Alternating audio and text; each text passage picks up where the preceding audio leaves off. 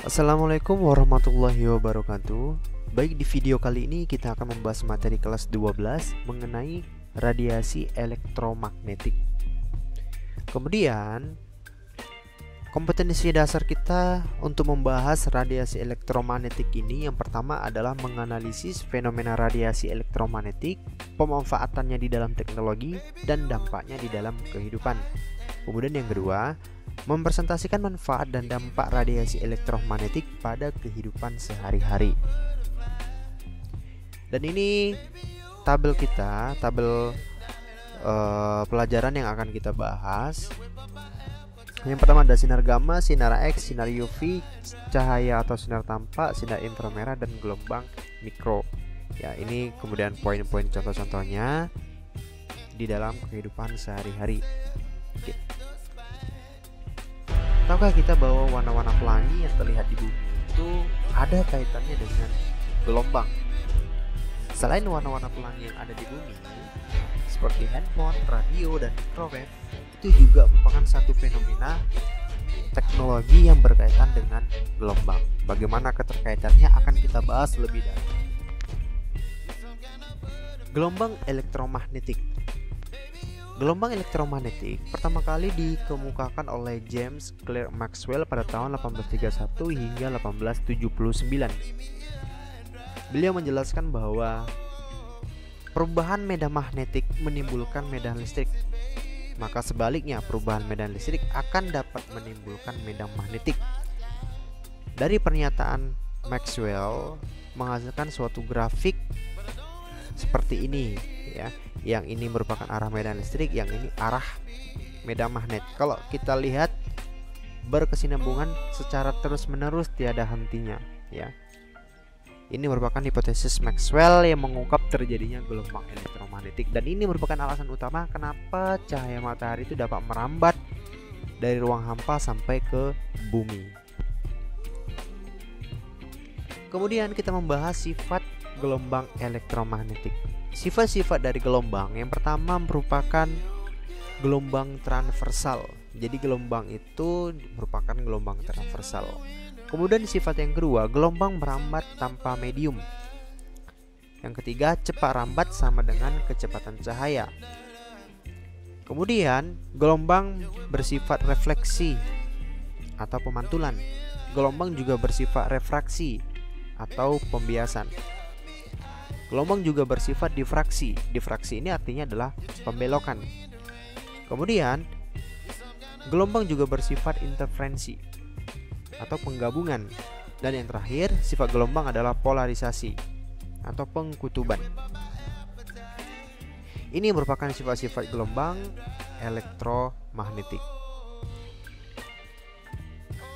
Dan ini bisa kita lihat ada spektrum gelombang elektromagnetik, di mana terdiri dari nilai panjang gelombang dan nilai frekuensinya. Dan di masing-masing nilainya ini kita lihat teknologinya juga berbeda-beda, ya. Gelombang elektromagnetik terdiri dari bermacam-macam gelombang yang berbeda frekuensi dan panjang gelombang lambda. Tetapi cepat rambatnya sama, yaitu sebesar 3 kali 10 pangkat 8 meter per second. Sama dengan kecepatan cahaya.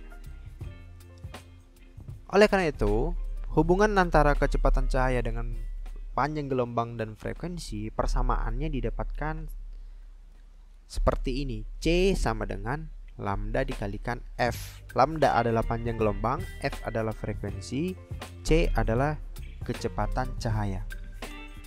Baik, di sini kita akan membahas satu persatu sumber radiasi gelombang elektromagnetik dan penerapannya di dalam teknologi.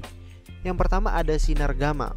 Sinar gamma merupakan gelombang elektromagnetik yang mempunyai frekuensi tertinggi di dalam spektrum gelombang elektromagnetik, yaitu antara 10 pangkat 20 hingga 10 pangkat 25 Hz.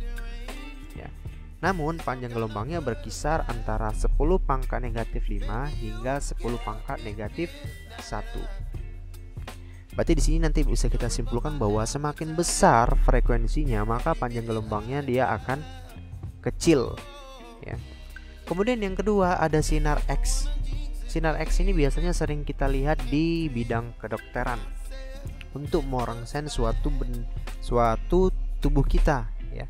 Sinar X ini memiliki panjang gelombang antara 10 pangkat negatif 11 hingga 10 pangkat negatif 8 dan frekuensinya di antara 10 pangkat 16 hingga 10 pangkat 20 Hz. Ya. Dengan frekuensi ini, energi yang dimiliki oleh sinar X ini bisa memiliki daya tembus yang kuat sehingga dapat merangsang tubuh kita. Kemudian ada sinar UV. Ya, sinar UV ini biasanya untuk mendeteksi apa ada kuman di suatu benda, ya. Sinar UV ini memiliki panjang gelombang antara 10 pangkat negatif 8 hingga 10 pangkat negatif 7 meter dengan frekuensi antara 10 pangkat 15 hingga 10 pangkat 17 Hz. Kemudian ada cahaya atau sinar tampak. Ya, ini sering kita lihat di suatu fenomena ketika selesai hujan, ya. Cahaya atau sinar tampak mempunyai frekuensi 10 pangkat 5 Hz, panjang gelombangnya antara 400 hingga 800 nanometer. Ya, salah satu sumber cahaya adalah matahari. Jadi, pembiasan dari matahari itu menghasilkan warna pelangi. Kemudian tabel spektrum cahaya dari pelangi, ya, Meiji Kuhibinio, merah, jingga, kuning, hijau, biru, ungu itu memiliki panjang gelombang juga yang berbeda. Ya. Kalau memiliki panjang gelombang yang berbeda, artinya frekuensinya juga berbeda, ya. Berapa nilai panjang gelombang dan frekuensinya bisa kita lihat di tabel spektrum cahaya ini, ya. Panjang gelombang terpendek dalam spektrum tersebut bersesuaian dengan cahaya violet atau ungu, ya. Kalau kita lihat sini panjang gelombang terkecil itu ungu, ya. Dan panjang yang paling terbesar itu adalah merah, ya. Panjang gelombangnya lebih besar. Jadi ini harus dipahami oleh teman-teman semua. Oke, kita masih membahas sinar-sinar yang tadi, sumber radiasi gelombang elektromagnetik. Lanjutannya adalah sinar infrared, ya. Sinar inframerah itu mempunyai antara 10 pangkat 11 hingga 10 pangkat 14 Hz frekuensinya, ya. Panjang gelombangnya lebih besar dari sinar tampak. Kemudian gelombang mikro. Gelombang mikro ini biasanya sering kita gunakan ketika memanaskan makanan, ya, atau menghangatkan suatu makanan. Gelombang mikro ini merupakan gelombang radio yang memiliki panjang gelombang sekitar 10 pangkat negatif 3 hingga 10 pangkat negatif 1. Jadi panjang gelombangnya ini merupakan panjang gelombang yang pendek, rasionya pendek. Sedangkan frekuensinya adalah 300 MHz hingga 300 GHz. Kemudian gelombang radio dan televisi. Ini biasanya kita gunakan di dalam kehidupan sehari-hari, ada radio dan ada televisi. Jadi gelombang radio mempunyai frekuensi antara 10 pangkat 4 hingga 10 pangkat 9 Hz. Gelombang televisi mempunyai frekuensi sedikit lebih tinggi dari gelombang radio, ya. Gelombang tersebut diaplikasikan sebagai alat komunikasi dan sebagai pembawa informasi dari satu tempat ke tempat yang lain. Jadi ternyata di bidang teknologi itu juga ada hubungannya mengenai gelombang, ya, mengenai gelombang, panjang gelombang dan frekuensinya.